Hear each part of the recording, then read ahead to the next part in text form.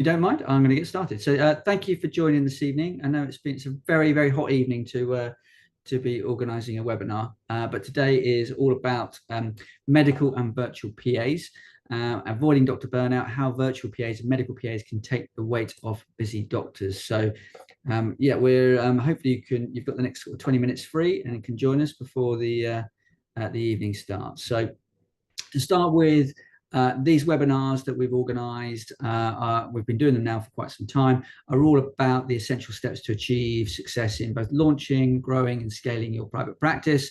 We've covered a whole host of different areas, from CQC and finance and tax through to marketing, SEO, indemnity insurance. We cover a lot of different ground. The idea is to give you an in-depth understanding of these different stages, these different skills, these different areas of running a private healthcare clinic and business. We help you avoid those common pitfalls and mistakes that we see often. And the idea is to save you time and money in the process and help you launch quicker and help you start to see those patients coming in the door and your revenue starting to build and climb. These are the webinars that we've run over the course of the last over a year now. So the first one we did was in March 24. We're now halfway through the year in 2025, and I said the last couple we've run on CQC, and we'll continue to run them throughout 2025 and into next year as well. So recordings of these are all available online, so you are welcome to just get in touch with us and we will send you those recordings through. If you're not familiar with Designated Medical, we are a full service consultancy for private healthcare practitioners and clinics. We provide all the back office systems that you need to run your practice successfully. We allow you to focus on the patients and the treatments and the outcomes and leave everything to us. So whether that's running your practice from a business perspective, CQC compliance, marketing, billing, medical PAs, all the way through to when you're thinking about retiring, you're thinking about perhaps exiting and selling your practice. These are the things that we can help you with. So ultimately, we're here to help you launch, grow and scale your private practice and make it successful. So I was meant to be joined this evening by Dion, who is our head of medical operations.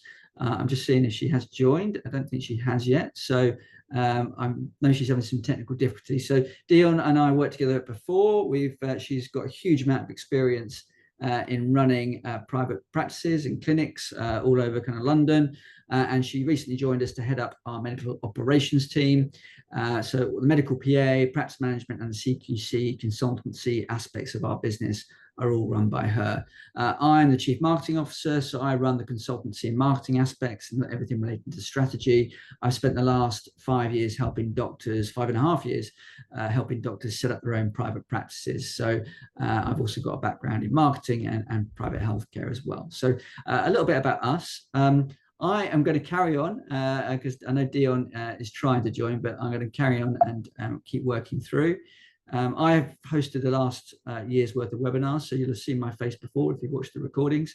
But today is all about avoiding doctor burnout and how virtual PAs and medical PAs can take the weight off busy doctors. So typically, you know, what we're seeing, what we're going to do today is we're going to think about and look at these common signs that you might need extra support, some of the problems that doctors are facing, adjusting to that work-life balance. We'll go through the differences between a medical PA, a general PA, virtual PA. We're also going to touch on practice management, which is an increasingly kind of popular area where you have the ability to bring in a part-time practice or business manager that works maybe just 1 or 2 days a month, but organizes everything behind the scenes to organize your practice and look after the teams. There are many solutions that both the medical PAs and general PAs can provide. And we'll go into those in a bit more depth. And at the end, we'll have a Q&A with myself and Dion, hopefully, if she's able to fix her technical issues and join us. So very typically, medical PAs is one of the biggest parts of the designated business. And we will often find that doctors don't realize how much work they're doing until they get close to burnout. So it's a conversation we're used to having with them. So burnout, it's a term that's used quite widely now, not only in healthcare, but we read about it a lot in the press and especially with the GPs and the strains that the NHS is under. So if you're feeling overwhelmed, because you've just got too much on, both personally as well as work-wise, if you're finding it more difficult to make decisions, if you're finding that you're sacrificing your weekends and your kind of like personal time for work, if you're really struggling with your work-life balance, which again is a key topic that we talk a lot about, if you feel like you're not being present, these are all important things that if you recognize that these are two or three of these things are quite familiar, then it may be time for you to be thinking about getting additional support. So we touched on this in terms of earlier on, but being a doctor now is very different to perhaps the way it was 20 or 30 years ago. We're seeing the difficulties that the NHS is having. Many of the doctors that we're working with are balancing busy NHS schedules with their private clinics. Often they're working in more than one location. They're being challenged around running a business and being a business person for the first time, and that is our webinar topic for July that we'll be coming on to. It's a very different world, the NHS, private healthcare to the NHS. And you'll see here on the right-hand side from the GMC, this was in August last year, how doctors are really feeling the strain and are cutting back on their time to safeguard their well-being. But not everybody is lucky enough to be able to be aware of the fact that they need help. I think the most common problem we see is that many doctors will still try and do everything themselves. They don't want to delegate. They'll take on the admin. They'll take on, the CQC compliance. They take on the kind of like the financial aspects. They won't be using the right software, which can do a lot of the work for them. And this is where they start to kind of get into trouble. And as your practice grows, if you're just starting out, which I know many of the people on the call are just starting out today on the webinar today, as your practice grows, as the phone starts ringing, as the email volumes build, as the practice gets busier, that admin is only going to increase with time. So when is the right moment for you to think about actually getting that additional support? So virtual PAs and medical PAs can help in a variety of different ways. This can include obviously answering the phone, booking patients in, helping them with kind of like medical assessments before they're booked in as patients. They can help with billing, invoicing, monthly report writing, back office operations, and also marketing admin, which we'll come on to a little bit later. Also, the virtual assistant or the general PA can help not only with the clinic tasks, but can help with personal and lifestyle support. So that may be that you've got a busy family life. Perhaps you're a member of 2 or 3 kind of committees or associations and bodies that you're involved with, speaking arrangements, research projects. So there can be things that a combination of both family, home, and work that you need help with. So travel reservations, if you're being asked to speak at a conference, personal scheduling with family members. These are the things that a typical virtual PA can help with. So what is the difference between a medical PA and a kind of virtual PA or a general PA? So if we start with the PA on the left-hand side, that is someone normally that would support, and you find these PAs in every type of business. So typically it's helping an individual, a CEO, someone who has too much on their plate that needs help. So private doctors, consultants, private individuals, CEOs, CFOs, people that have perhaps a large number of people to employ, a lot of responsibility in a busy diary. So they will help with diary management, both personal and work, helping with emails, answering, travel booking, meeting coordination, and really just looking after you as an individual, as opposed to just the individual that you are at work. So typically they'd be proficient in all office softwares, so they'll be able to help you with communication, they'll be able to help put together presentations for you, and they'll be able to help prioritize your workload and let you know where you need to concentrate your efforts. A medical PA, on the other hand, provides administrative support for healthcare professionals purely on a work basis. So that's looking after your work diary. So typically we see answering phone calls, clearing your inbox, maybe helping with sort of dictation, managing medical records in your practice management system, and planning your clinic on a daily basis. So the skill sets are similar, but they are different. And you typically wouldn't find someone who could do both. You either have a medical PA who's got that medical background, understands the terminology, understands the importance of the healthcare world, compared to a PA who perhaps has a different set of skills, which are perhaps more rounded, but not healthcare specific. So it's worth thinking about this and reading through to work out what kind of support are you looking for. Is it purely work, or is it actually something that you need, something a little bit more balanced? Sometimes, in many cases, you need both, and we do have clients that have both. Now, once you've worked out what kind of support that you need, it's worth thinking about, well, how do you want to kind of engage with them? So do you want to employ them, in which case they're going to be dedicated to your clinic? It's more of a long-term relationship, and they're going to be working for you solely.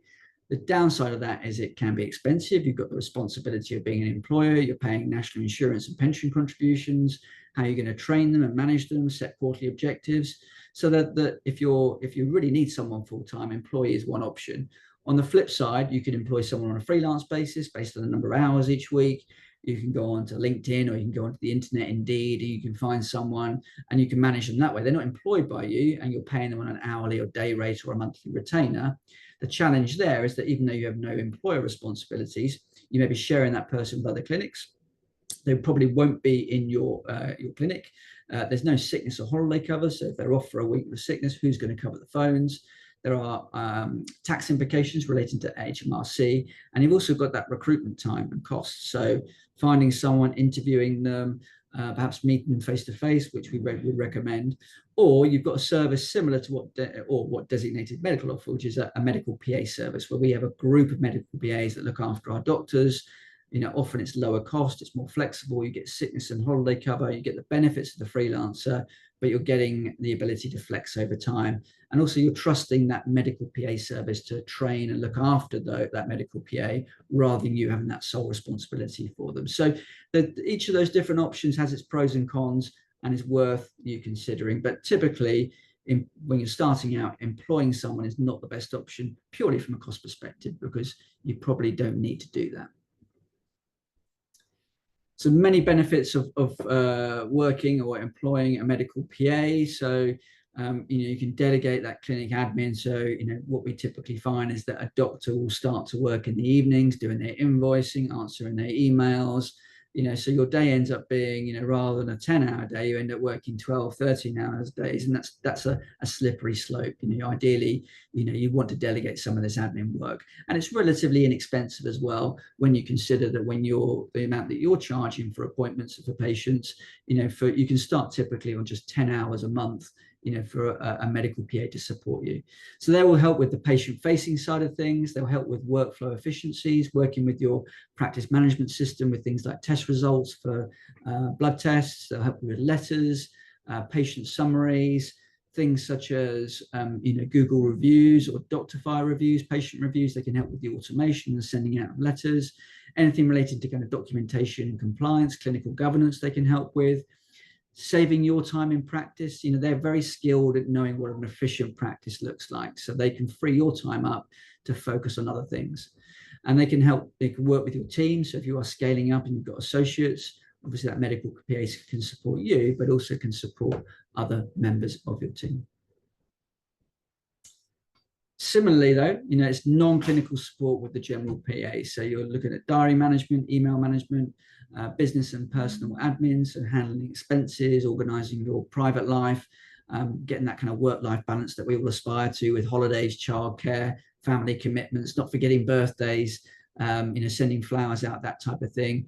Communication support, so I mentioned letter writing, email writing, so making sure that your important emails are being answered, liaising with suppliers, doing tasks, managing projects, lots of things relating to kind of like, both your work and your personal life. So managing your website, your LinkedIn profile can often be done by your PA, because they're working very closely to you. So you'll have a very close relationship with your PA, as you would do with your medical PA. So slightly different kind of roles, but hopefully that's made it quite clear.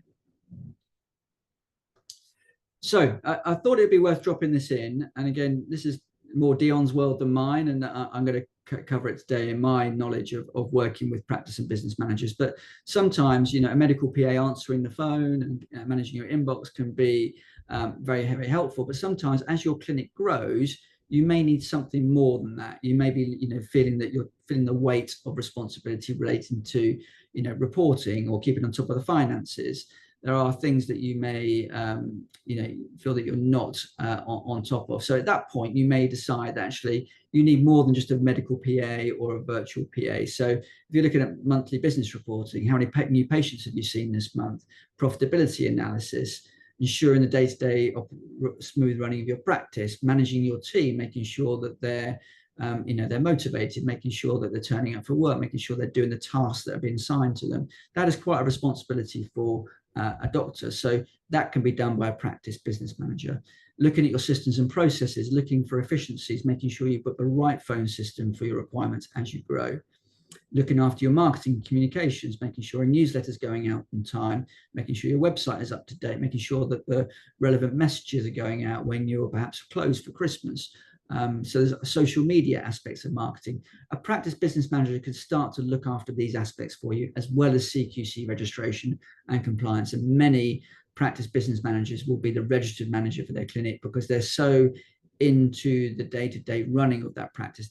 No one knows the day-to-day operations quite as well as a practice manager, which makes them an ideal candidate for ongoing kind of compliance as the registered manager.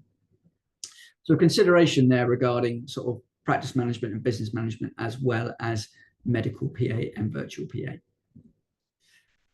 So this is something to consider, I think, when you start to grow as a clinic. Who is going to be taking responsibility for your patients when they start to kind of like inquire, and you start to build your presence up, you start to build a number of patient inquiries. So typically, this is a very typical example of a small practice where you've got your marketing team or your marketing individual looking after what we call patient acquisition. So their job is to make you more attractive to, or start to attract new patients, I should say. So whether that's your website, you're doing Google ads, social media, you're doing a variety of different kind of marketing, what they're ideally doing is bringing people into your website to pick up, to call or to send emails in. So who is going to pick up that inquiry? Is that going to be you? If it's not, then is it going to be the medical secretary? So you need to make sure that that's really clearly outlined in the roles and responsibilities. Responsiveness is really important here. You don't want an inquiry to be sitting in your inbox for 2 days. By that time, the patient's moved on and gone somewhere else. What about when it comes to that initial consultation? Who is going to be supporting you? If you're on site in a clinic, then it may be a healthcare assistant will be helping you on that occasion during the consultation. But once that patient walks out the door or closes down on a video call, who's going to pick up on the post-consultation summary? What's been the outcomes of that consultation? What about patient reviews? What about next steps related to kind of blood testing? What about your practice management system? So who's going to take that responsibility? And if you're then billing the patient after the consultation, who's going to send the invoice out? Who's going to ensure that that invoice is paid? And then likewise, going forward, who takes responsibility for ongoing communication? So if there's a follow-up appointment perhaps that is being recommended, who is going to do that? Is that the medical secretary or the marketing team? So once you map that patient journey, you can start to think about the roles and responsibilities that you need and who is going to take responsibility for each of those different stages. And as you grow your clinic, and this is a typical day-to-day kind of operational setup of a clinic, probably in a growing clinic in year 2 or 3, you've got your founder and clinical director. They've started to build out a clinical team with a couple of associates, maybe a nurse and a doctor. You've got a part-time practice manager, maybe working 4, 6, 8 days per month, just looking after practice, but you probably don't need a full-time practice manager, depending on how busy you are. And you've got a medical secretary working under that business practice manager.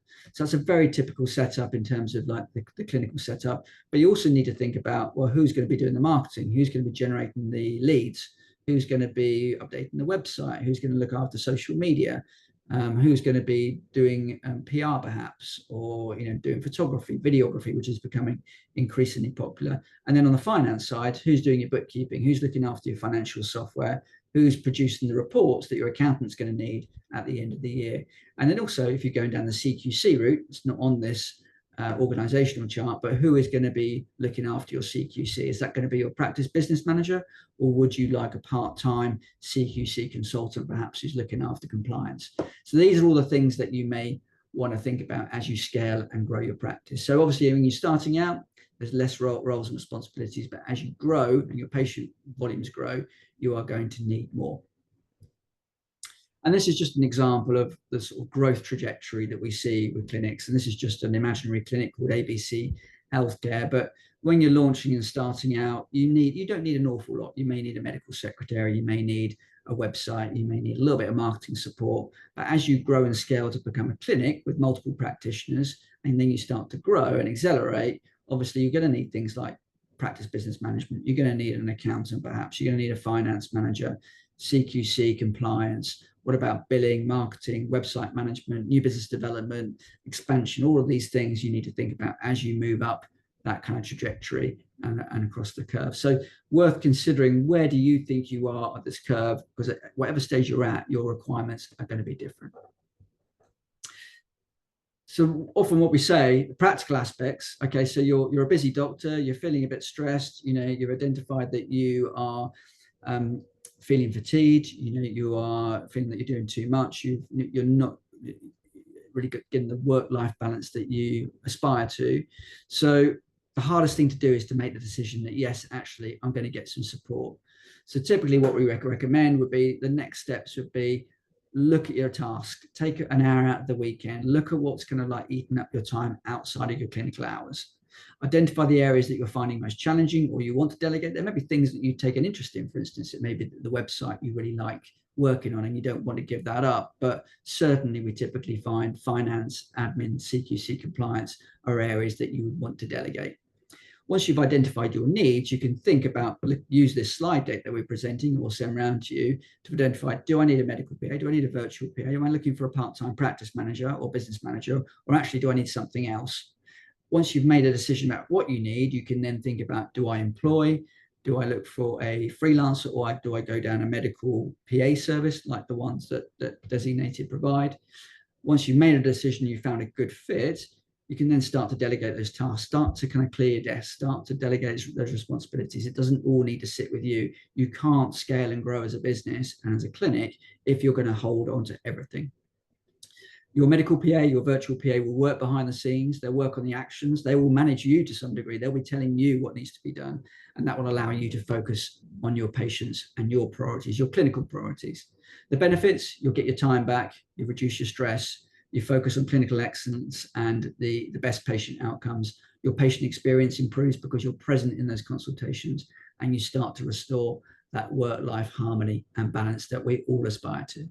So again, that point is really that the hardest thing to do is to make a decision that actually, I can't do it all. I do need support. And it is, it's not as expensive as you think to get that support. It can be flexible and can grow as you grow.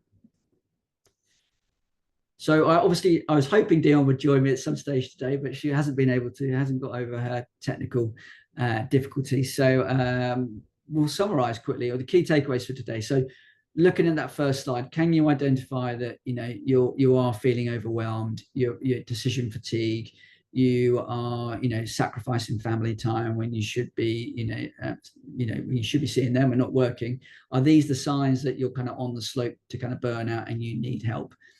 As we identify, being a doctor in 2025 is very different to what it was 20 years ago. There's a lot more to think about.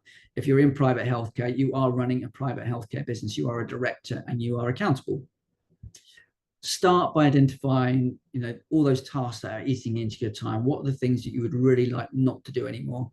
Once you've ordered them, you can then work out what you need. Is it a medical PA, a virtual PA, a business manager, or something else? Do you want to go down the employee route? Again, we recommend probably a freelance or professional service like the one that Designated provide. That would be a better option for you when you're starting out. And then once you start delegating, you can enjoy getting that time back and enjoy that kind of like that work-life balance that we mentioned. So key takeaways from today. I hope that's been useful. Any questions? These are a few that were submitted earlier this week, but I'm happy to take questions and answer them as well as I can.